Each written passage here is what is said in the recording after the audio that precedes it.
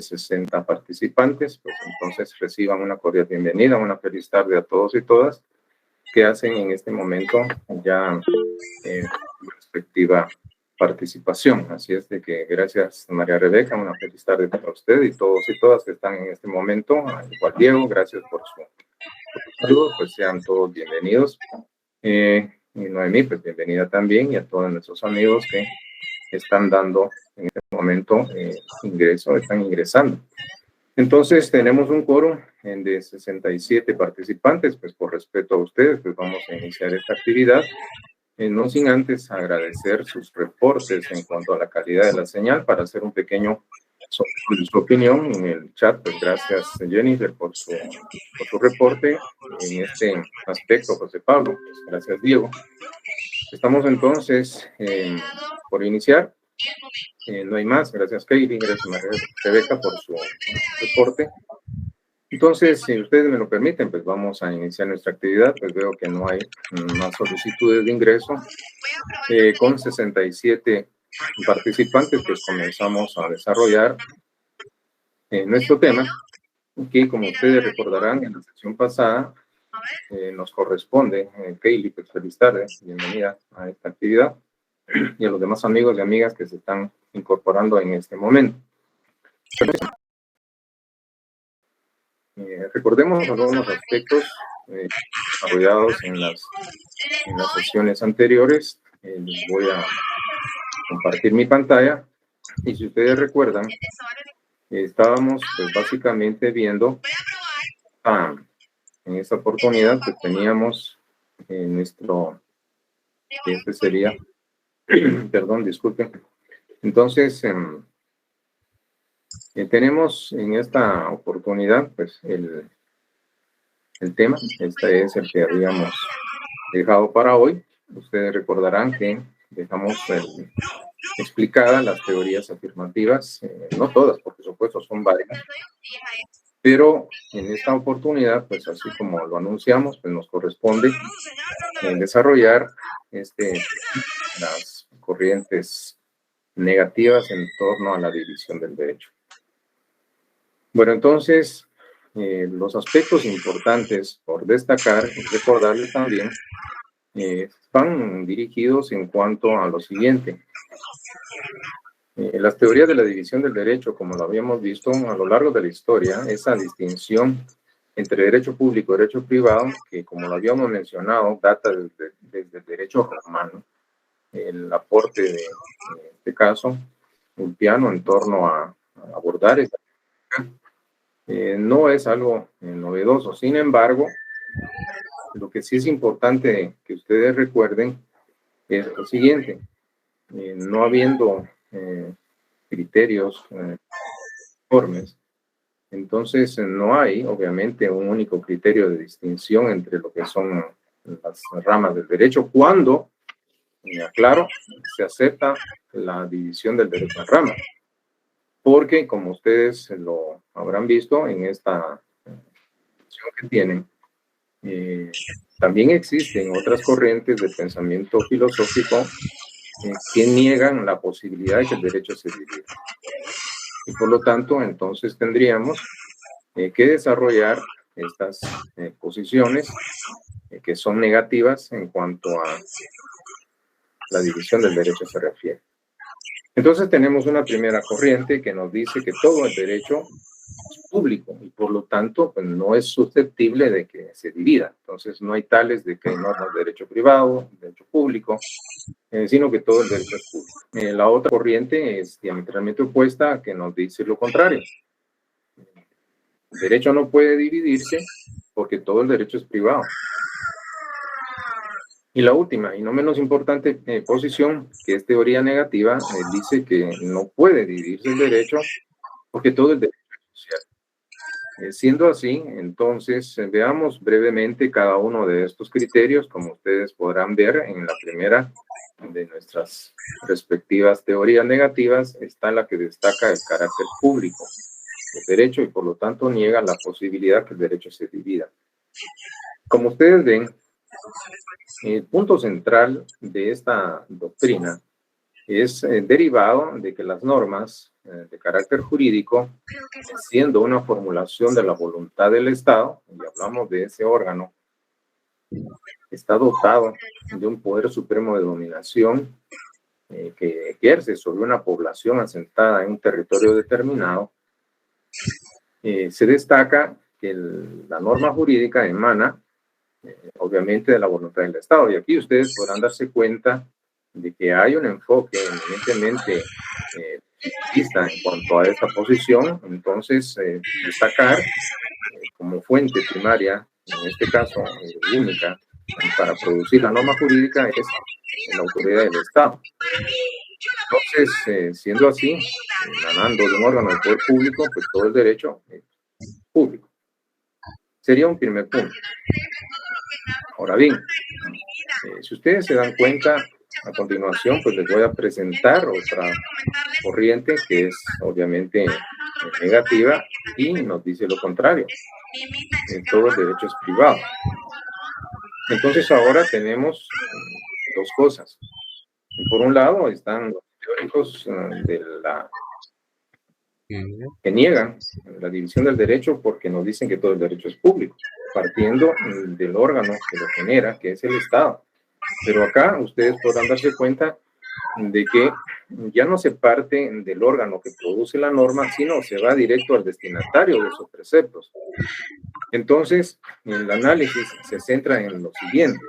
Los preceptos jurídicos son normas que van a tener como destinatarios a Juan, a Pedro, a María, a Jennifer, a Cruz, a Giovanna, a Roxana, etc. Los particulares. Y es la conducta de cada uno de ellos la que en un momento dado va a ser regulada. Entonces, los destinatarios son los particulares y por lo tanto va a ser derecho privado. Entonces acá vemos que los teóricos de la doctrina o de la teoría que todo el derecho es público parten del órgano del cual emana el precepto jurídico. Es un acto, el derecho emanado de la voluntad del Estado, voluntad soberana. El Estado, en uso de su ius imperium, pues, establece, impone las normas jurídicas, por eso es público. Pero esta otra va dirigida al destinatario. Entonces, al final, es la conducta de cada uno en lo particular la que va a ser normada. Y por eso es el criterio que nos dice que todo el derecho en esa línea va a ser evidentemente privado. Entonces, es curioso ver cómo, y es muy frecuente, ustedes se podrán haber dado cuenta, esa polarización que existe desde el punto de vista doctrinario entre los juristas. Ahora bien, si estas dos posiciones, que evidentemente están enfrentadas, pues he de comentarles otro criterio, siempre dentro de las teorías negativas, que nos dicen que no es cierto que el derecho todo sea público y que todo el derecho sea privado, sino por el contrario, todo el derecho es social. Ahora bien, este tercer criterio, que nos dice que el derecho no puede dividirse porque todo el derecho es social, he de aclarar un punto, y es importante que pongan atención en lo que les voy a decir a continuación. El enfoque del cual parte esta teoría o doctrina es eminentemente sociológico. ¿Por qué voy a aclarar esto?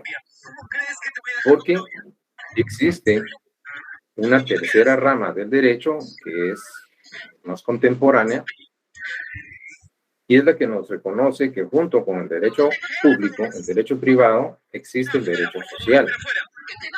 Pero voy a aclarar de que el sentido significado que se le da al derecho social como tercera rama del derecho, sí, solo sí, aclaro, que llegase a aceptar la división del derecho en ramas, es muy distinta a esta doctrina o teoría negativa que nos dice que todo el derecho es social, pero este enfoque que tienen en pantalla es eminentemente sociológico y parten de esto. En primer lugar, la norma de derecho está dirigida a regular la conducta de los seres humanos en sociedad, ya sea en la dimensión de personas individuales o colectivas. Entonces, noten algo. Si esto es el ámbito dentro del cual tiene su influencia la normativa jurídica, hablamos de la sociedad, entonces, siendo así, todo derecho es social. ¿Por qué? Puesto que está destinado a regular el comportamiento del hombre en sociedad. Y aquí lo que se genera es ese ámbito dentro del cual tiene influencia el precepto jurídico y es la sociedad.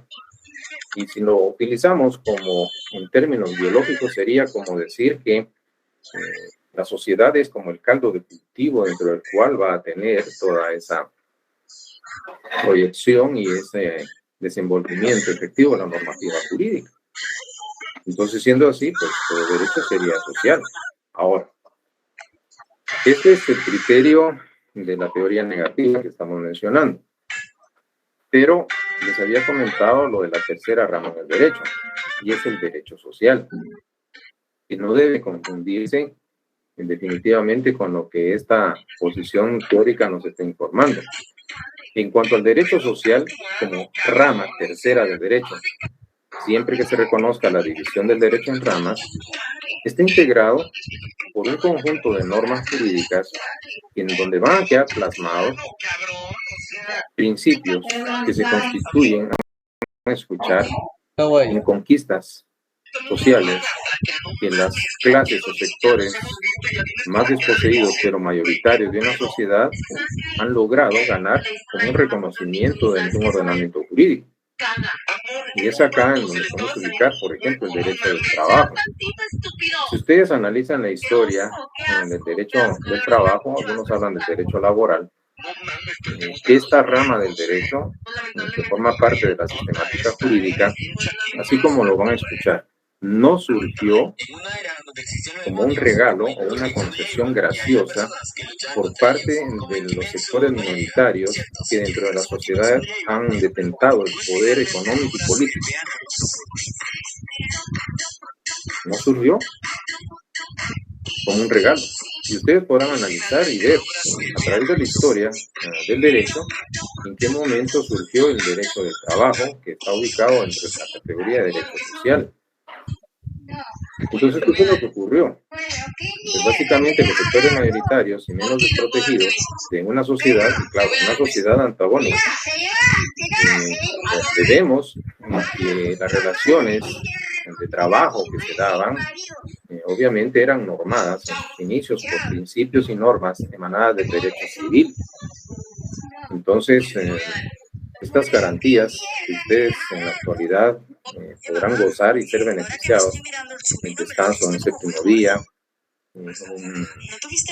establecer los límites a las jornadas de trabajo, tanto ordinarias como extraordinarias, el descanso de vacaciones pagadas, su aguinaldo, en un momento dado, pues los periodos de pre y postnatal y así como los beneficios de lactancia que en un momento se les otorga a las madres trabajadoras, no son en un momento concesiones graciosas o regalos que en los sectores minoritarios económica y políticamente poderosos de la sociedad les hayan concedido a los trabajadores. El problema fue de que lamentablemente el régimen de explotación y sobreexplotación inmisericordia que hubo hizo, por supuesto, y produjo un efecto dentro del colectivo social, puesto que estos regímenes de sobreexplotación, y a algunos posiblemente les ofenda o les molestan estos términos, pero hay que ver la historia.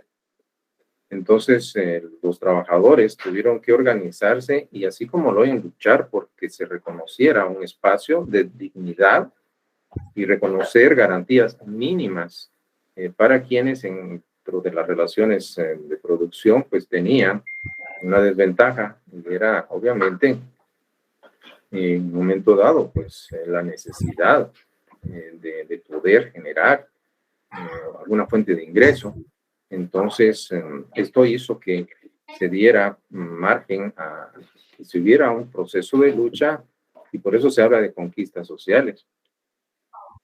Porque el derecho social, como tercera rama del derecho, contempla garantías mínimas. Y cuando hablamos nosotros de garantías mínimas, en este caso para los sectores sociales mayoritarios desprotegidos en una relación económica, son irrenunciables, así como lo irrenunciables para ellos. Y podrá darse la situación siguiente, que venga una persona, obviamente, hay miles o millones de personas en una situación de precariedad económica y necesidad, que podrían llegar a decir, bueno, quiero que me dé trabajo y no me pague, podría pensar alguien, aunque sea pues con algo de comida es suficiente, y claro, quien tenga la posibilidad de generar ese aprovechamiento de la necesidad ajena podrá generar un marco de beneficio y de lucro aún mayor. Y el trabajador, hablemos de nuestro medio, pues lo plantea así, que no tenga pena, yo le firmo, no me pague, por ejemplo, vacaciones, no me pague horas extras, no me dé bono 14, no me dé aguinaldo, lo que necesito es trabajo. Y se firma. Pues he de decirles de que esas garantías mínimas para los trabajadores son irrenunciables. Y es un derecho tutelar. En una rama del derecho, y claro, si ustedes lo ven, porque así es, hay ciertos sectores, lamentablemente hay que reconocerlo, que entre la sociedad, pues esta rama del derecho les causa un escozor, y esto genera un desagrado, puesto que obviamente lo que ha generado esto es una merma a las ganancias de quien en un momento dado pues tiene el capital para invertirlo. Claro, alguno podrá, no se trata de criticar a nadie, ni al empresario, ni al inversionista que aporta capital, pero hemos de reconocer de que está esa disposición que surgió derivado de claro, habrá quienes pues reconocen la importancia del derecho al trabajo, y hay quienes ven lamentablemente como un obstáculo para poder generar una actividad económica lucrativa y con beneficios altos. Hay quienes lo ven de esa manera. Pues bien, aquí no estamos para juzgar a nadie, simple y sencillamente pues decirles, ahí está el derecho social como tercera rama del derecho, que es muy distinta a esta teoría negativa que ustedes tienen en su pantalla. ¿Por qué se los platiqué? Para que cuando se vea el tema de la sistemática jurídica, la rama del derecho, pues ustedes no tengan ningún problema o inconveniente en poder reconocer o entender esa concepción que generó los elementos de juicio suficientes para poder generar esa tercera rama del derecho, y no confundirla con esta teoría negativa que está desde un punto de vista eminentemente sociológico, que partió de la norma de derecho, regula la conducta social del hombre, por lo tanto, es todo el derecho social. Ese es el argumento de esta tercera posición. Bueno, entonces continuemos acá.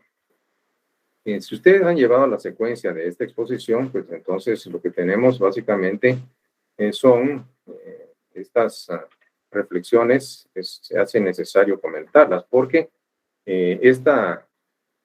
podemos decir rancia, claro que es antigua clasificación, esa clasificación del derecho que ha sido denominada con el término latino summa divisio iuris, la gran división del derecho, ha pasado a través de la historia por ciertas etapas, y aquí lo podemos reducir o condensar en que ingresó en la historia del pensamiento jurídico en Roma, y aquí podríamos platicar a Ulpiano, un jurista que posiblemente ya escucharon ustedes en el contexto del discurso de derecho romano. Entonces, luego, pasando el tiempo, desapareció del escenario académico de discusión durante la época medieval, durante la época de modo producción feudal. Entonces, los autores ya no generaron un pensamiento en torno a determinar si el derecho podía dividirse o no en ramas, público-privado, Pero en una tercera y última etapa, pues reapareció nuevamente, entró a la palestra de discusión académica la temática de la división del derecho en ramas. Como ustedes podrán darse cuenta, al final de este párrafo, pues no se ha llegado a una solución, puesto que acabo de mencionarles, pues teorías afirmativas versus teorías negativas, pero eso es lo que tenemos hasta el momento. Algunos de ustedes podrían pensar, bueno, ¿y esto tiene alguna utilidad o beneficio? Pues claro, desde el punto de vista académico sí, pero en algunos casos también hemos de entender o contraponer el por qué unas normas pueden en cierto momento tener una preponderancia, a pesar de que son normas jurídicas, pues unas pesan más que otras. Les podría mencionar un ejemplo. Podemos reconocer un derecho de propiedad privada, indiscutible.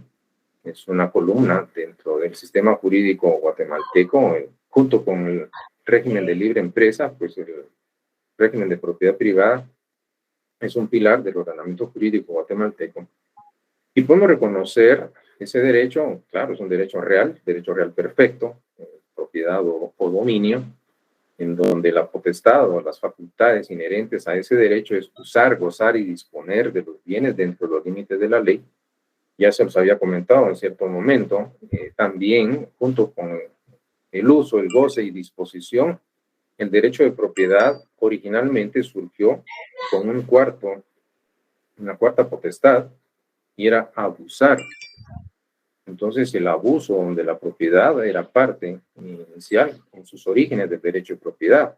Usar, imagínense, usar, gozar, disponer y abusar del derecho de propiedad. Esta cuarta potestad inherente a la propiedad, con el paso del tiempo, pues fue erradicada y obviamente se estableció ya un límite del derecho de propiedad a través de la ley. Entonces solo quedó uso, goce y disposición y ya no existe el abuso, porque ahora nuestro mismo Código Civil nos está diciendo dentro de los límites establecidos por la ley. Bueno, ¿qué tenemos acá? Pues tenemos un derecho de propiedad, pero podría ser, imagínense ustedes que alguien, siendo propietario de un terreno, se opone a que se construya un camino para beneficio de una población cercana, y el único lado donde se puede, podríamos pensar tantos escenarios, puede haber una destrucción del único camino de acceso que había en una comunidad y por lo tanto hay que buscar otra vía. Ya no se puede restaurar el paso que originalmente había y se detecta de que hay un terreno, propiedad privada, en donde puede perfectamente establecer el camino, el propietario se opone, pero hay una utilidad colectiva. Entonces él puede argumentar su derecho de propiedad, legítimo, por supuesto, no vamos a discutir ni cuestionar su derecho, pero por otro lado vamos a encontrar que tal el beneficio colectivo necesitan un camino. Entonces acá tendríamos que ver frente a esta disposición de derecho privado, pues aplicarle la expropiación. Entonces, hay una ley de expropiación y la misma Constitución establece también la expropiación, los casos de utilidad pública o beneficio colectivo. Entonces tendríamos en la balanza dos normas, una que protege la propiedad privada y otra que establece el beneficio de la colectividad, y la ley de expropiación enfrentado en un momento dado, enfrentando la propiedad privada, y no tiene que ser excluyente una u otra, pero acá va a prevalecer una norma sobre otra. Entonces balanceamos el interés privado y lo colectivo, y acá se expropia. Entonces acá podrán darse cuenta ustedes cómo podría entenderse el por qué, y ustedes dirían, pero ¿cómo pasa eso? Y es porque obviamente ambas son normas jurídicas, pero vemos que hay algunos aspectos en donde académicamente podemos generar alguna comprensión o ilustración del carácter público y privado de las normas. Noten que es un análisis eminentemente jurídico lo que estoy haciendo, entonces ahí podríamos encajar en la utilidad de esta temática. Y que no es nada nuevo. Claro, ya habíamos anticipado de que por acá en Roma, claro, ya Ulpiano, desde el derecho romano, había planteado, y existe una disposición muy interesante recogida en el Corpus Juris Civilis, en el cuerpo de derecho civil, en el digesto 1.1.2, hay una clásica resolución de este ilustre jurista romano, en donde se estableció una propuesta para poder distinguir o diferenciar derecho público y derecho privado. Entonces, a esa separación que data desde el derecho romano antiguo, pues se le denominó summa divisio iuris, que significa la gran división del derecho. Y si ustedes tienen alguna duda, pues claro, desde el punto de vista académico, la división del derecho en ramas ha generado los criterios desde el punto de vista netamente, insisto, académicos, para poder realizar la evaluación del examen técnico profesional de nuestra carrera, que es el famoso examen privado. Entonces se estableció en 2 etapas. Hay un área donde le evalúan las ramas del derecho público y hay un área donde les evalúan las ramas del derecho privado. Entonces, si se establecieron ciertas materias de derecho en el área pública y ciertas materias del derecho en el área privada, y lo que hay que estudiar básicamente es área pública y privada, y tienen que ganar sus 2 exámenes, porque son 2. El examen técnico profesional lo dividieron en 2, la fase pública y la fase privada. Entonces, que anteriormente era una sola fase, era en un solo examen, estaba unida. Ahora, pues se consideró que por la carga académica, ya no solo hacerlo, antes se evaluaba el área pública y privada en un solo examen, pero ahora se dividió en 2, fase pública, fase privada, son 2 exámenes. Entonces, esto lo ven ustedes y lo van a experimentar al finalizar la carrera, y por eso yo les había insistido que, y les he recomendado tanto, que desde el inicio la responsabilidad con el estudio, su dedicación, el interés que ustedes puedan demostrar que es, pues es válido y que va a tener un único beneficiario y serán solo ustedes. Claro, el hacer un esfuerzo a medias o no dar lo mejor de sí desde el inicio de la carrera, pues va a repercutir negativamente, porque al final de cerrar la carrera y cumplir con ciertos requisitos adicionales, serán evaluados nuevamente de todo lo que aprendieron durante la carrera. Y espero tener el honor de poderlos examinar en su momento en alguna de estas etapas o fases del examen técnico profesional, y tan solo pues les pediría que en ese momento pues ustedes me indiquen que fueron mis alumnos allá en el año 2022 en el curso de Introducción al Derecho 1. Y para mí será un honor evaluar su capacidad académica en alguna de estas áreas del examen técnico profesional, y por supuesto les voy a exigir mucho más debido a la calidad de los estudiantes que son ustedes. Entonces, esta situación, claro, era broma, no se preocupen. Entonces, voy a dejarles en claro esto. Verán ustedes cómo la división del derecho, hasta lo vemos desde el punto de vista de la evaluación de nuestro examen técnico profesional. Bueno, podríamos seguir acá, pero tenemos otros temas también importantes. Lo que tienen ustedes en pantalla, pues básicamente vemos que las teorías son encontradas, no existen criterios únicos de distinción o diferenciación. Esto porque simple y sencillamente los autores, en este caso los juristas, pues argumentan de distinta forma en torno a la temática. Luego de esta interesante, y espero que sea interesante para ustedes, temática de la división del derecho, pues tenemos otros puntos que están en nuestro programa, que también son importantes. ¿Qué se refieren a la estatización y a la privatización del derecho? Lo que vamos a hacer a continuación, y se los aclaro, no aparece en libro de texto, esto obviamente hacen bien de asistir a clase, que tendrán material de apoyo, por supuesto, de mi parte, pero les voy a compartir la forma en la que he desarrollado este tema con mis alumnos desde hace varios años: estatización y privatización del derecho. Y esta temática la voy a desarrollar en base a esto. Vean lo que pasa en la pantalla.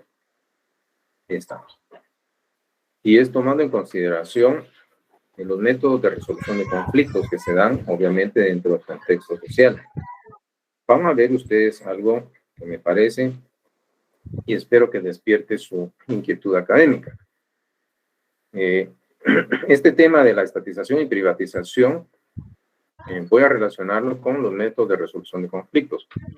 Siendo así, hablamos de las vías, de las maneras o de las formas en las que los seres humanos en sociedad resuelven la conflictividad. Si esto es así, entonces lo que vamos a encontrar, y aquí pues podríamos ver maneras, formas o modos en las que socialmente los seres humanos resuelven sus conflictos. Y podemos establecer un criterio de clasificación. Por un lado, estos métodos heterocompositivos y otros que son métodos autocompositivos.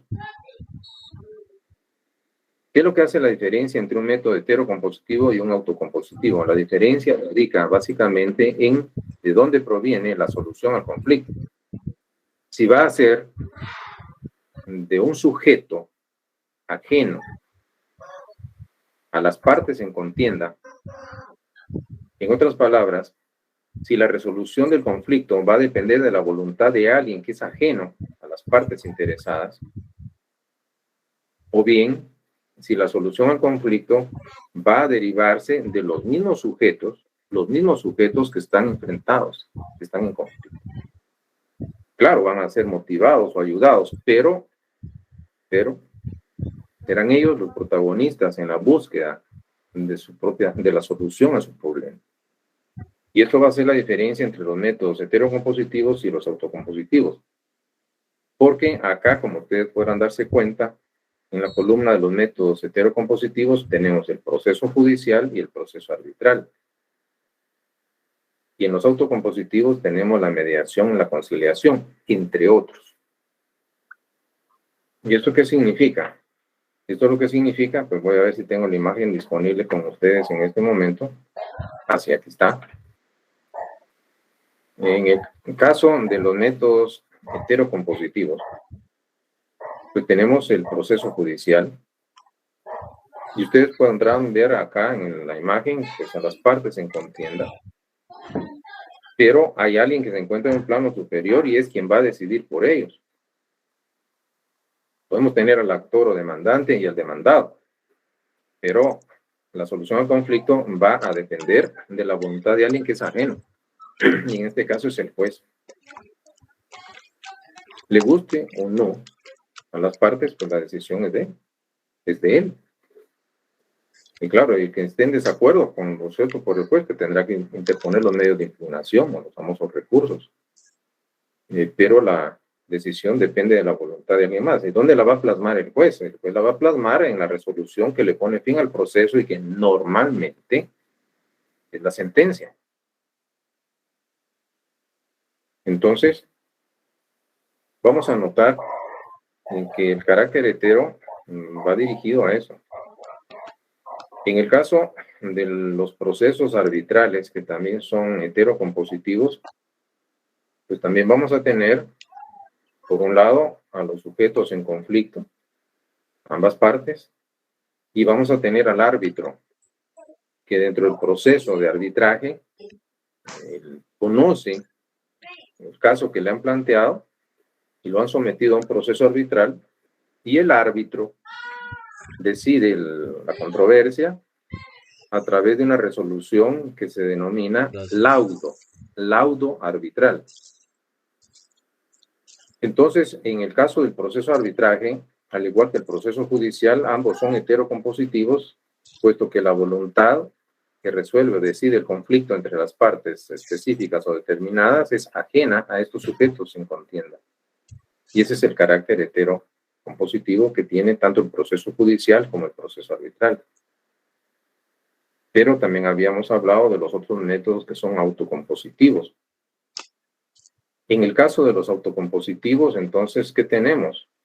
Dentro del contexto social, no solo el proceso judicial o el proceso de arbitraje han servido para resolver conflictos. Entonces, ¿qué tenemos acá? Lo siguiente, una imagen totalmente distinta.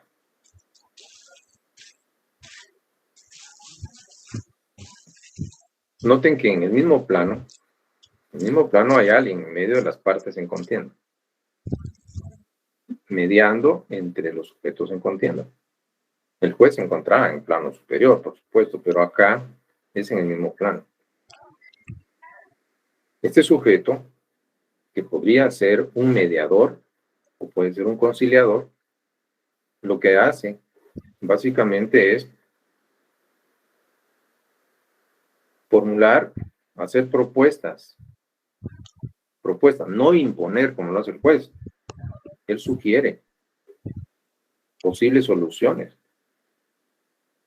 invita a las partes en conflicto a que sean protagonistas en la búsqueda de soluciones. Y ustedes no me van a dejar mentir.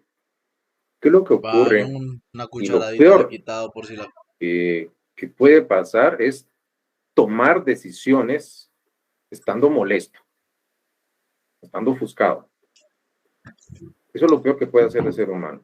Tomar decisiones en esos estados coléricos, el enfado, el enojo, el odio. Y muchas personas se arrepienten de decisiones tomadas en ese estado de cólera, de enojo, de enfado. Y posiblemente en el momento no lo vean porque está como nublada la razón, si podemos utilizar esta expresión metafórica. Entonces no piensan lo que están haciendo y no toman en consideración lo que están decidiendo. Entonces, sugerencia para todos y todas. Cuando tengan que tomar alguna decisión, deban tomar una decisión, háganlo de manera reflexiva, consciente, serena.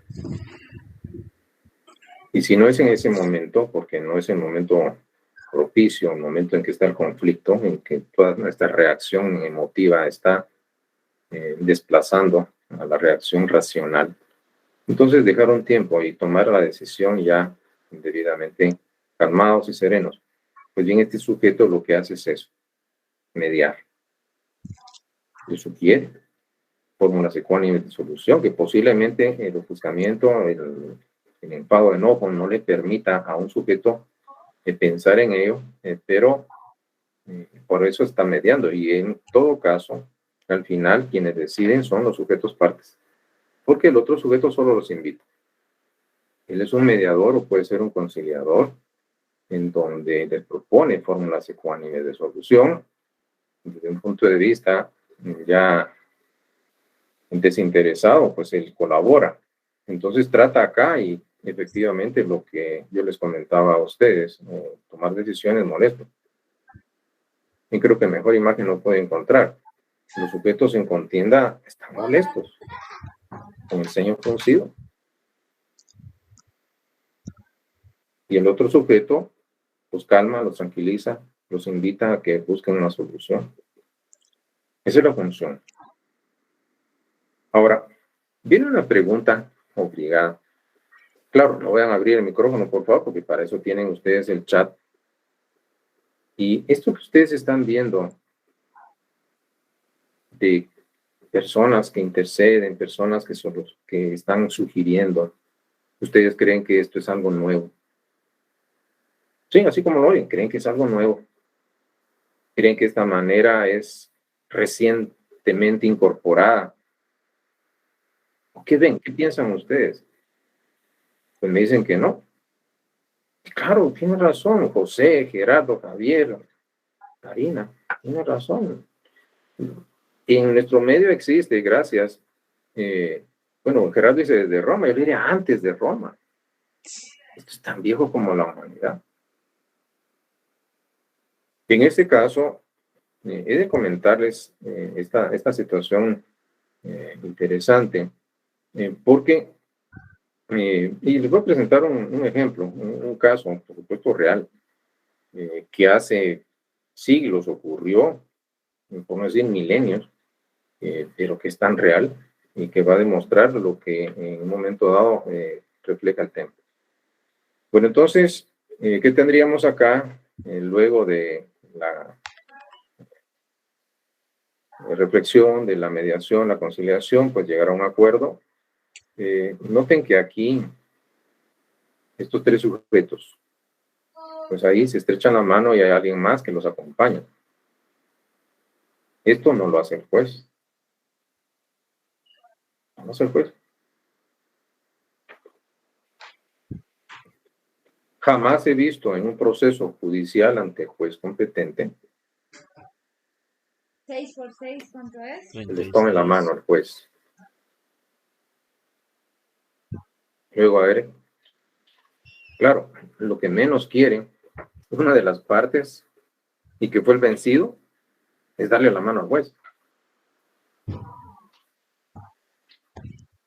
Tiene otras maneras, otros pensamientos en contra del juez, por supuesto, pero menos estrechar su mano. Entonces, el conciliador y el mediador sí lo hace. Ellos sí no tienen ningún reparo. Bueno, entonces, volvamos a este punto. Lo que tendría por comentarles es que aparece la estatización del derecho. ¿Y cómo la voy a enfocar? Quiero que noten lo que está ahí en la pantalla.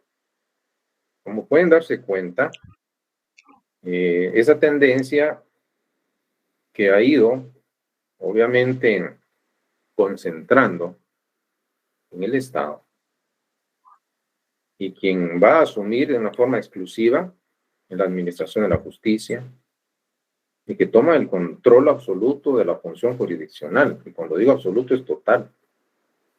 ¿Esto qué significa? Que en el Estado concentrar esa potestad que conlleva la administración de justicia. Y hablamos de ese órgano que está dotado de un poder político, un poder supremo de dominación. Este Estado reviste la forma política y jurídica de una sociedad y tiene un poder. Y dentro de ese poder está el aplicar el derecho a casos concretos, crear el derecho, más. Entonces, cuando vemos la estatización del derecho, nos concentramos básicamente en el ente estatal, la administración de la justicia. Es más, en el caso de la estatización, como ustedes podrán darse cuenta, lo que conlleva es el ejercicio monopólico de la función, actividad o técnica jurisdiccional por parte del Estado. ¿Y por qué digo ejercicio monopólico? Porque entonces el Estado se reserva para sí esa potestad de aplicar el derecho a casos concretos y nadie más. Ahora, vienen las preguntas necesarias y obligadas, por supuesto, y esto ha sido beneficioso para la sociedad humana. Y yo les podría hacer a ustedes una pregunta, y quiero respuesta sincera, no por medio del micrófono, está el chat. ¿Ustedes creen que el Estado es eficiente administrando justicia? Eficiencia, pues Gerardo se pronuncia. Y Eric también. Es una percepción. No tengan pena, hay que hablar las cosas como son, pues Andrea también. Ese es el sentir.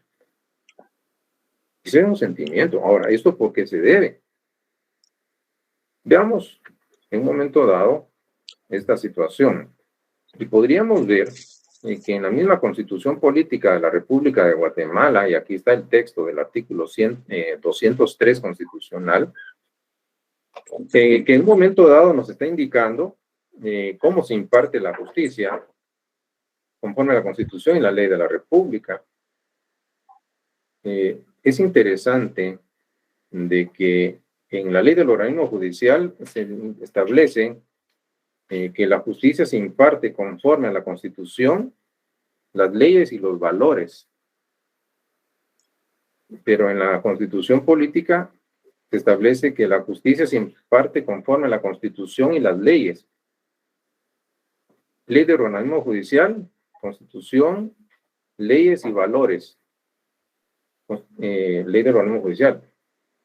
Constitución política, la justicia se imparte conforme a la Constitución y las leyes. Le quitaron los valores. Es curioso. Es curioso y me ha llamado poderosamente la atención ver cómo le quitaron los valores. Pero bueno, lo dejo por ahí, es un tema de reflexión y análisis. Entonces, vamos a establecer que le corresponde a los tribunales de justicia la potestad de juzgar y promover la ejecución de lo juzgado. Los otros organismos de Estado deberán prestar el auxilio a los tribunales. Y luego, pues, se sigue estableciendo algunos otros aspectos por acá, pero quiero que vean el tercer párrafo. La función jurisdiccional, conocida como actividad o técnica jurisdiccional, se ejerce con exclusividad, y no bastó el término exclusividad, sino con un adjetivo, absoluta, que es total. Exclusividad absoluta. ¿Por quién? Corte Suprema de Justicia y los demás tribunales que la ley establece. Y si esto fuera poco, ninguna otra autoridad puede intervenir en la administración de la justicia. Se centró. Ahora, y esto ha sido beneficioso. ¿Tienen ustedes idea de si el Estado ha sido capaz? Y ustedes han mencionado algunas respuestas al respecto. ¿Tienen tan siquiera idea de la cantidad de casos? Y hablemos en una materia que es tan actual y claro, polémica, materia penal. ¿Ustedes creen que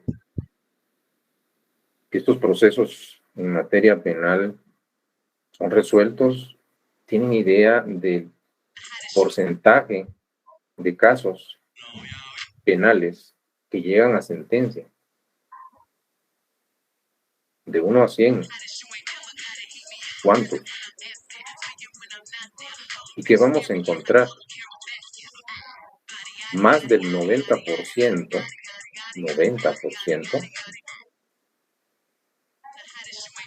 de casos en materia penal no llegan a sentencia. ¿Y cuántos sí?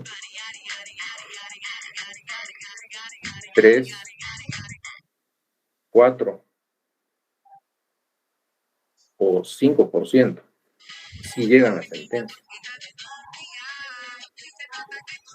Ustedes que son hábiles administradores y que muchos de ustedes se desempeñan en el sector privado, imagínense que una empresa mercantil tuviese una eficiencia del 3 o 5% y fuese deficiente en un 95%. ¿Sería aceptable esto en lo privado? Pero en lo público nos encontramos con eso. Y si ustedes quieren ver las estadísticas de cuántas denuncias penales diarias hay y cuántos procesos existen abiertos y cuántos han llegado a sentencia, la situación definitivamente es decepcionante. Al ratito, ahora, madre, gracias. Aparte de eso, lo que generó es la excesiva carga de trabajo, pero no es justificación, porque también puede haber ineficiencia, ineptitud, incompetencia. Puede haber. Entonces, claro, hay excepciones. Y aparte, ya se dieron cuenta ustedes que en nuestro país lo difícil que es elegir, dije difícil por no decir vergonzoso, elegir magistrados de las altas cortes.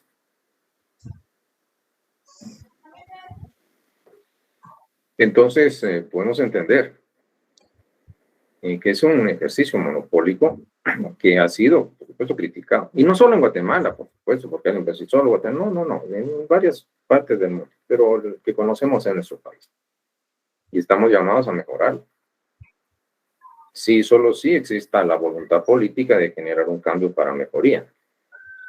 Bueno, entonces, lo que tenemos acá es que esto generó, entonces, de ahí es en donde se generó la idea, la inquietud de retomar vías alternas, puesto que la congestión en un momento dado, por supuesto, en los tribunales es enorme. Yo tuve un caso en donde una persona estaba haciendo, en un momento dado, pero por un delito fiscal, A los 10 años de haberse cometido el hecho, 10 años fue citado para su primera declaración. 10 años después, y era resistencia a la acción fiscalizadora del Estado, en este caso del fisco. A los 10 años lo citaron. 10 años. ¿Se imaginan ustedes citarlo a los 10 años? ¿Y esto por qué ocurrió? Porque llegaron unos personajes de la SAT a la oficina donde se encontraba la empresa y no estaba el contador, y pues como no pudieron mostrar los documentos contables, pues denuncia penal, resistencia a la acción fiscalizadora. Y a los 10 años citaron a la persona. Pero bueno, entonces, bueno, y lo curioso, cuando estuve por ahí allá en Gerona, en el Ministerio Público, pues había que hablar con el fiscal, pues era impresionante. Era un cubículo, yo le calculé que tendrías, mire, si mucho, era de 2 metros de ancho por 2 metros de fondo. Había un escritorio. Habían perchas, y imagínense ustedes, pues sobresalían como de este tamaño, eran perchas de expedientes, habían por donde cupiera en el escritorio, pero aún más, en la parte de abajo también, en las esquinas, era una cuestión impresionante. ¿Cuántos expedientes calculé? Imaginen ustedes, pues mínimo, pues unos 100 de este lado, 100 del otro, abajo otros 300, 500, y por los otros lados, pues hablemos de 2,000 expedientes, qué sé yo. Y el tiempo que pueda tener, pues estoy hablando de un agente fiscal, imaginen ustedes en los tribunales. Una situación compleja. Bueno, entonces el panorama nos presenta esta situación, el ejercicio monopólico. Entonces se buscó una manera de poder generar como válvula de escape estos mecanismos, y es acá en donde la tendencia, por supuesto, a la privatización del derecho. Esto no se refiere a comercializar la administración de la justicia, no va en ese sentido, sino la privatización fue necesaria, lamentablemente hay que decirlo así, derivado de la ineficiencia demostrada por parte del Estado. Al haber monopolizado y centralizado el ejercicio exclusivo de la función jurisdiccional en los órganos instituidos para el efecto, los órganos jurisdiccionales. Entonces, ¿qué ocurrió? Pues entonces hubo que ver hacia atrás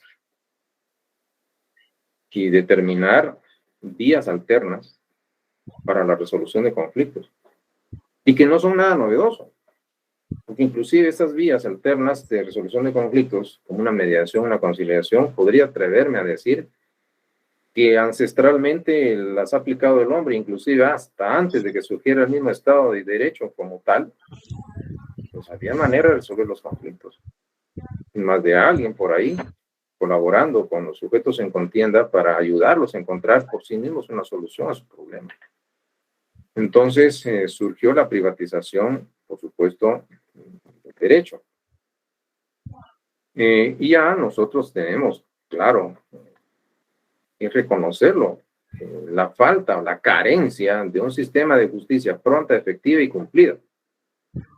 Generó un fenómeno no solo a nivel nacional, sino a nivel internacional. Estados que en un momento dado pues reconocieron su ineficiencia en cuanto a la función, al ejercicio de la función jurisdiccional, entonces empezaron a fortalecer e implementar denominados métodos alternos de resolución de conflictos. Han cobrado gran auge y desarrollo. ¿Y el porqué de esto? Inclusive la misma Corte Suprema de Justicia desde hace unos años atrás, entonces implementó métodos alternos porque se encontraron con casos de relevancia jurídica, pero que no tenían un impacto tan grande, entonces se consideró, y yo les voy a establecer, si Juan y Pedro están discutiendo porque se le perdieron 2, 3, 4 o 5 gallinas, y no quiere decir que sea menos importante, claro, para él tiene un valor enorme, pero tienes que llegar a un proceso judicial y que abrir expediente con toda la burocracia. Entonces se generaron que habían situaciones conflictivas en ciertas materias que podían resolverse por otras vías, que no hubiera necesidad de tener que llegar al conocimiento del juez, sino que pudiese, mediante vías alternas, resolver esos conflictos. Claro, los reconozco y no estoy minimizando la importancia que tiene para la persona que está siendo afectada, pero sí lo que entender el impacto que tiene a nivel del colectivo social. Entonces, en un momento dado, se generó la manera de implementar vías alternas y que no tengan varios casos, porque hay varios casos que sí necesitan intervención del juez, pero en otros que se pueden resolver mediante vías alternas. Entonces se han implementado algunos mecanismos alternos para resolver la conflictividad social. Entonces, en donde mediadores, conciliadores, pues van a ayudar a las partes. Y claro, pues en un momento dado, pues no tener en primera oportunidad que llegar a conocimiento del juez, sino pueden, en un punto de vista preliminar, pues resolverse el conflicto y entonces ya no habría necesidad de abrir un proceso judicial. Entonces fueron desarrollando estos fenómenos, estos métodos alternos a la resolución de conflictos. Por lo tanto, esta denominada privatización lo que hace es involucrar a los particulares, porque se ha demostrado que los particulares son eficientes.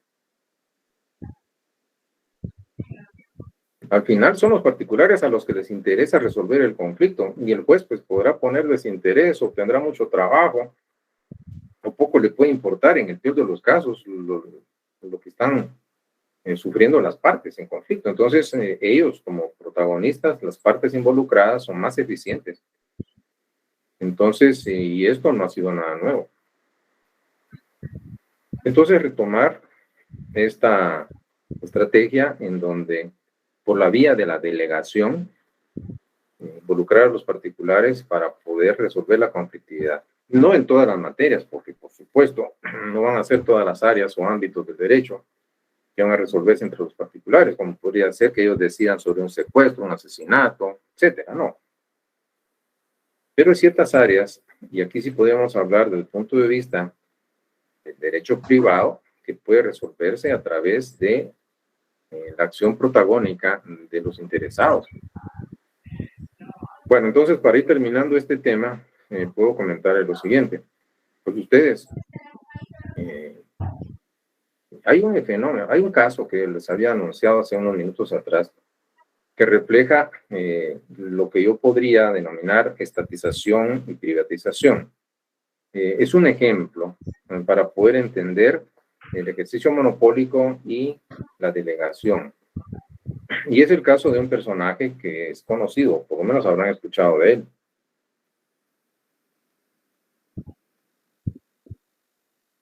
Pero antes de mencionar el caso, pues quiero aclarar, no voy a hacer apología de ningún credo religioso.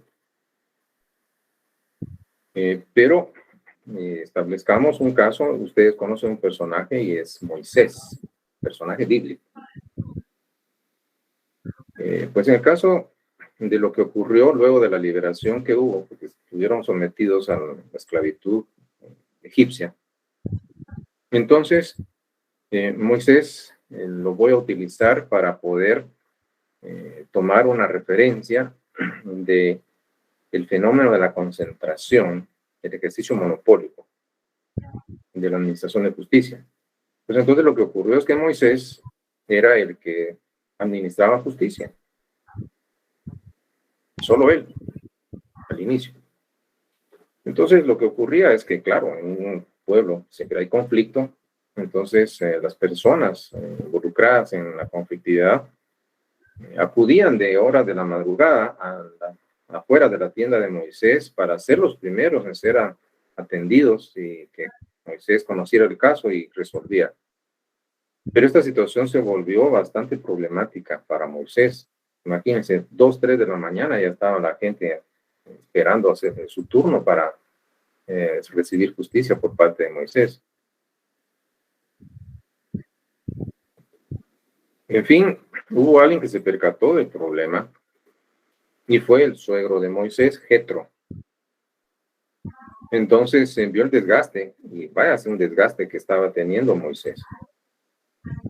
Y la sabiduría del anciano no se hizo esperar y le sugirió a Moisés de que, bueno, y le dijo que a ese ritmo que él tenía, que era desgastante, solo él administrando justicia, entonces la sugerencia fue que seleccionara a hombres de reconocida honorabilidad dentro de la población, dentro de la comunidad, y por supuesto caracterizados por ciertos principios o valores, y a ellos les delegara las causas más fáciles y que Moisés se reservara para sí las más difíciles. Y efectivamente lo hizo. Entonces, por la vía de la delegación, generó una como válvula de escape, una manera alterna de resolver conflictos sociales para ser más eficientes. Pues en este caso, el ejemplo que tomo va orientado en cuanto a dos cosas: la concentración de la función jurisdiccional y la delegación de la misma. Y a eso es a lo que quería referirme con este ejemplo, que lo menciono ante ustedes para que tomen una idea de hacia dónde puede ir esta vía, y que de hecho no es nada nuevo. Aquí, como alguien dijo, no se está inventando el agua azucarada, en el sentido de entender de que históricamente ha sido demostrada la eficiencia de los particulares en la resolución de sus conflictos, cuando estos son debidamente motivados o ayudados. Bueno, entonces continuamos. ¿Qué tendríamos por acá? Pues estamos viendo que la privatización del derecho como tendencia es creciente. Fortalecer la actividad de los particulares, que sean ellos los protagonistas en la búsqueda efectiva de la resolución a su conflictividad a través de mecanismos o métodos, medios alternos o paralelos al proceso judicial estatal. Y de comentarles que a partir del nuevo milenio, por ejemplo, en materia de comercio internacional, 9 de cada 10 casos de comercio internacional derivados de la aplicación de los tratados de libre comercio son resueltos a través de métodos alternos de resolución de conflictos. Y entre las cláusulas compromisorias que existen en los tratados de libre comercio, los estados, miembros del mismo, pues se comprometen a que los conflictos derivados de esos tratados sean resueltos por medios alternos de resolución de conflicto, y no que en primera instancia sean resueltos a través del proceso judicial estatal. Los mismos estados reconocieron su propia ineficiencia. Y ustedes podrán darse cuenta, claro, si quieren llegar ya a ese nivel de profundidad en el conocimiento. ¿Y cuáles son las reglas que se han establecido en los tratados comerciales para la resolución de conflictos? Y van a encontrar la tendencia hacia la denominada privatización del derecho. Bueno, entonces, ¿qué es lo que tenía que mencionarles a ustedes en este tema? Ya ustedes han visto el enfoque que le he dado a los mismos. Entonces, ¿qué nos queda? Pues continuar. Aquí estaríamos pues terminando la unidad número 5. Ahora pues tendríamos obviamente que retomar el contenido de nuestro programa, y este versa sobre otro tema que también es importante, y es el que se refiere en la perspectiva sexta unidad. Vamos a hablar de la denominada técnica jurídica. Y siendo así, entonces les comparto en este momento el tema, que sería este. Vamos a platicar de la técnica jurídica que, como les comentaba, en nuestro programa oficial de estudio desarrolla y contiene pues ciertos temas que ustedes podrán ver que aparecen en la pantalla. ¿Qué es lo que vamos a ver entonces en la sexta unidad? Pues por acá tengo a la mano pues nuestro programa. Entonces, al finalizar el tema de la privatización y la estatización del derecho, pues que era la última parte de la quinta unidad, pues lo que tendría ahora es este tema, que es la técnica jurídica, en donde se nos pide la definición, la clasificación de la técnica jurídica en sentido amplio, y aquí ubicamos la técnica de investigación jurídica, la técnica, en este caso legislativa, la técnica jurisdiccional y la técnica forense. En el programa, si eso está viendo en este momento, hay un punto interesante. Solo dice clasificación de la técnica jurídica. Y tiene, obviamente, los 2 puntos. Pero acá en la presentación le agregué entre paréntesis clasificación de la técnica jurídica, entre paréntesis, en sentido amplio. Porque me parece que es lo más pertinente y correcto para poder luego incorporar las otras clases que son especies de la técnica jurídica, que sería la técnica de investigación jurídica, la técnica legislativa, la técnica jurisdiccional y la técnica forense. Y les voy a explicar a ustedes el por qué. Pero veamos. Entonces, lo que tendríamos por acá, según el orden de nuestro programa, es la técnica jurídica. Hemos de establecer de que tiene 2 acepciones, sentidos o significados. 2 ámbitos o campos de proyección. Uno que es amplio y otro que es estricto o reducido, restringido. En un sentido amplio, la manera de entender la técnica jurídica comprende la elaboración, la formulación de las normas jurídicas, la aplicación de las mismas a casos concretos. Sentido amplio. En un sentido estricto, se reduce únicamente a la aplicación de esas normas a casos concretos. Ahora, en primer lugar, pues vamos a entender, y esto es necesario que ustedes lo puedan explicar, ya sea de manera oral o por escrito, que la técnica jurídica puede ser concebida en 2 sentidos, uno amplio y uno estricto. ¿En qué consiste uno? ¿En qué consiste otro? Pues claro, lo vamos a platicar. Pero así, como lo tienen en su pantalla, pues vamos a encontrar que en sentido estricto, pues nos vamos a limitar a toda esa problemática derivada de la interpretación y aplicación de las normas a casos concretos. Y es que cuando hay que aplicar el derecho a casos concretos, cuando un juez, por ejemplo, aplica el derecho a un caso concreto, puede presentársele problemas de aplicación del derecho a casos concretos. ¿Qué tiene que hacer el juez, por ejemplo? Primero, es determinar si la norma que ha seleccionada está o no vigente. Y eso ya es un problema. Tiene que investigar, debe cerciorarse sobre la vigencia de la ley. También si la norma es poco clara, es oscura, pues entonces el juez tiene que interpretarla, y este es otro problema, buscando el denominado sentido de la ley. O podría ser que se encuentre con una laguna de la ley y el juez tiene que crear una norma, hay que integrar la ley. Y este es otro tercer problema de técnica jurídica. O podría darse el caso de que en el conflicto pueda encontrar 2 o más normas que son enfrentadas, son contrarias. Hay un conflicto entre normas y tiene que seleccionar qué norma entre 2 o más que son contrarias debe aplicar. Y estos son los denominados problemas de las antinomias. O podría suceder de que, como ustedes saben, la norma tiene un ámbito de validez que es temporal, hay un tiempo dentro de la cual produce plenos efectos, pero puede ocurrir de que el caso ocurrió bajo el amparo de una ley, pero la misma pierde vigencia, entonces pues tiene que seleccionar qué norma va a aplicar. Si continúa aplicando una norma que ya está derogada, pues perdió vigencia, o bien le va a aplicar una nueva norma contenida en nueva ley a un caso ocurrido antes de la vigencia de esa ley. Los conflictos de leyes en el tiempo, conocido como el problema de la retroactividad de la ley.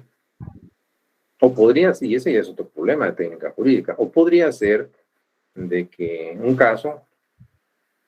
mismo caso, por supuesto, puedan darse 2 o más normas jurídicas que en principio o a priori quieran aplicarse al caso concreto, reclaman aplicación.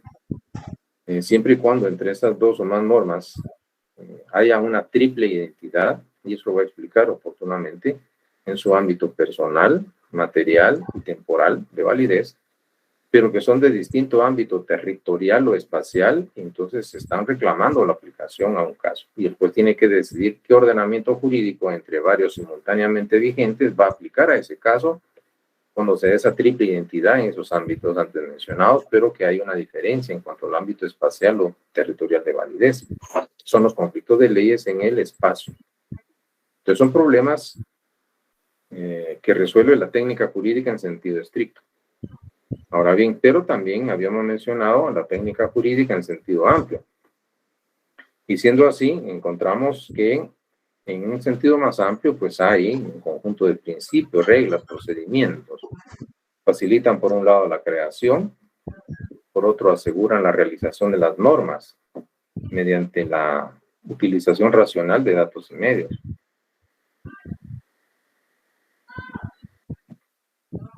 La técnica del derecho, en su acepción más amplia, abarca más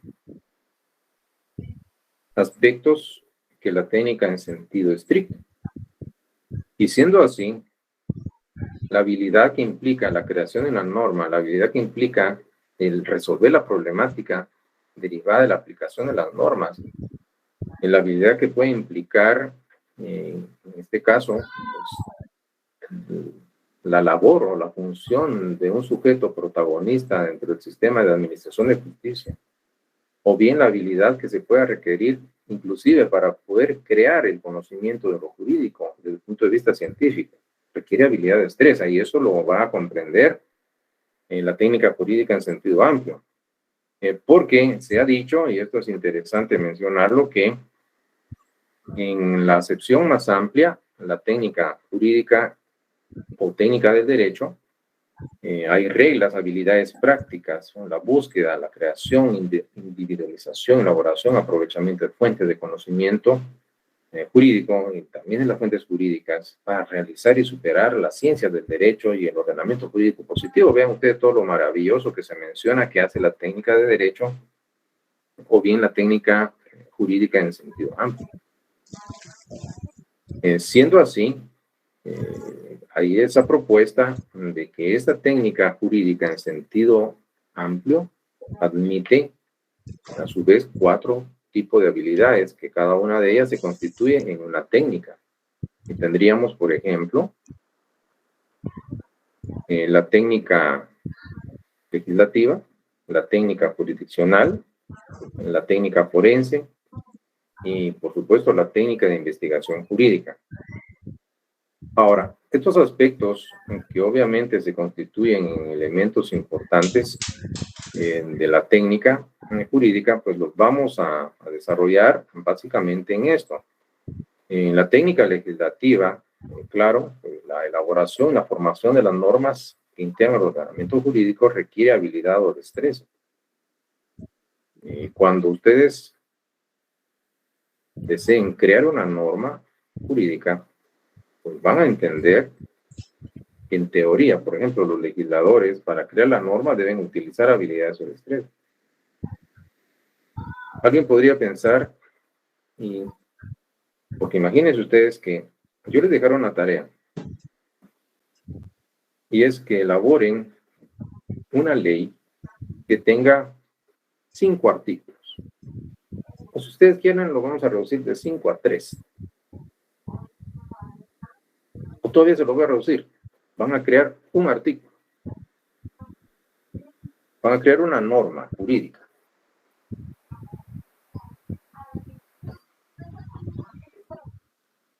¿Qué es lo que harían?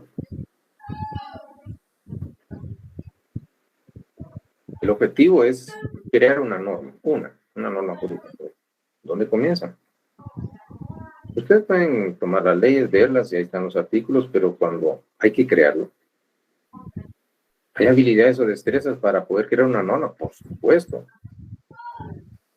Intenten ustedes crear un artículo que contenga una norma sobre cualquier tema. Entonces la reacción obvia es, ¿y dónde comienzo? ¿Y qué es lo que voy a hacer? Entonces, por uno podría decir, bueno, pues ahí está en la ley, ¿para qué me va a complicar la vida? Podría pensar aquel sujeto que rige su vida por la ley del mínimo esfuerzo, porque vaya que hay personas que rigen su vida por la ley del mínimo esfuerzo. Pero veamos este escenario.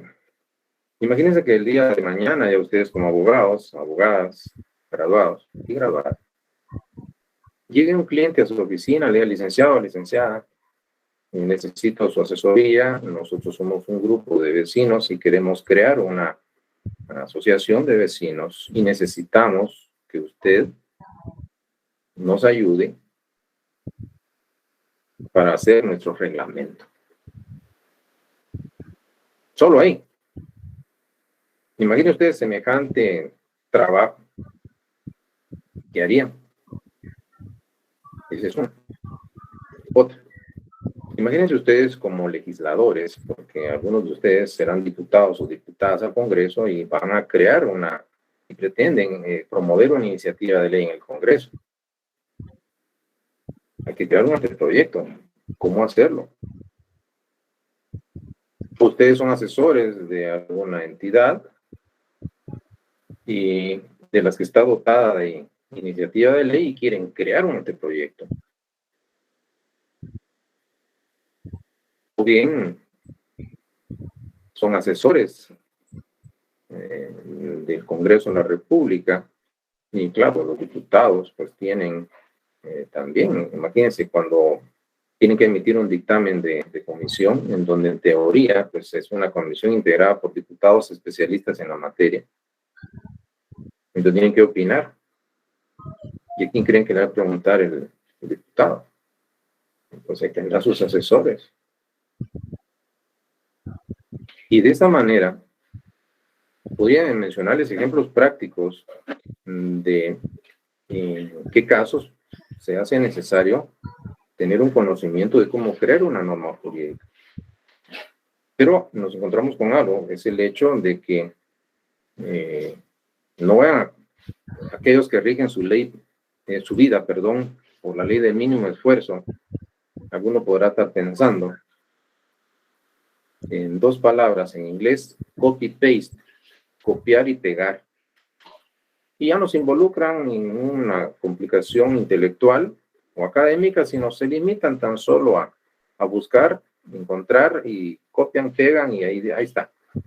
Ni siquiera saber o entender lo que están haciendo, pero crear la norma. Derivado de esta situación, he de comentarles, y creo que por tiempo va a ser lo último que vamos a ver por acá, pero quiero exteriorizar un pensamiento con ustedes. Que desde hace algunos años, por no decir varios, imagínense ustedes esta situación, que en nuestra unidad académica habría que ubicar la forma de organización administrativa, pero podría ser una dirección técnica legislativa, pues una jefatura por respecto a un departamento de técnica legislativa, en donde los estudiantes con cierto perfil ya de cursos aprobados pudiesen, como parte de su práctica profesional, debidamente asesorados, por supuesto, preparar anteproyectos de ley, dado que en nuestra Universidad de San Carlos está investida de iniciativa de ley, el 174 constitucional nos da una potestad. Es la única universidad que tiene esa potestad de iniciativa de ley. Entonces, a través de la participación del estudiante de Derecho, poder, dado que en la misma Constitución, nuestra ley propia establece que es una de las finalidades de la Universidad de San Carlos, es proponer solución a la problemática, coadyuvar en la solución de la problemática nacional. Imagínense ustedes que ante una situación relevante se haga una propuesta de regulación normativa y los estudiantes trabajasen en un anteproyecto de ley y que sea canalizado al Congreso de la República por el Consejo Superior Universitario. claro, entiendo y es más que evidente que al final la decisión es política de ese organismo de poder del Estado, que es el Congreso de la República, pero quedaría, por supuesto, en los anales de la historia, el registro, la participación que pueda hacer la Universidad de San Carlos en búsqueda de una solución, una propuesta de solución a cierta conflictividad social. Pero viene algo interesante. En un momento dado, hay dos preguntas. Una, para el estudiante, ¿estaría dispuesto el estudiante a involucrarse más profundamente en el estudio del derecho para poder ser capacitado en técnica legislativa? Y dos, ¿existirá la voluntad política para poderlo hacer? Tan solo se los dejo a ustedes como una inquietud de carácter académico, pero algunos me han indicado en otros años esto implicaría tener que estudiar más y algunos me han dicho no, gracias. Pero el conocimiento que van a adquirir, en todo caso, ese te queda. Entonces, ¿qué tendríamos, mis estimados amigos? Pues tanta reflexión que realizar. Voy a dejarlo acá por el tiempo. Entonces, continuamos en la próxima sesión, terminando estos temas de la unidad número 6, y me parece que lo que vamos a ver todavía en nuestra próxima sesión de clase pues va a ser objeto de evaluación para que podamos ya platicar de la temática que será sometida a la evaluación de su respectivo examen. Por favor, van a estar pendientes para la publicación de los materiales de apoyo en la clase virtual de Classroom. Serán publicados, al igual que en el primer parcial, pues van a haber materiales de apoyo que de parte de su servidor pues se los facilito a los estudiantes, en el entendido que esto no va a sustituir obviamente la bibliografía oficial del programa, pero es un medio de colaborar con mis estudiantes. Así es que no me resta más que agradecer su paciencia y que hayan llegado hasta este momento y que insten a sus compañeros a asistir a nuestra sesión virtual. Así es que veo que no hay preguntas. Estamos ya sobre el tiempo, entonces gracias por su atención, les deseo una feliz tarde y nos vemos en la próxima. Feliz tarde a todos. Feliz tarde, gracias. Feliz tarde.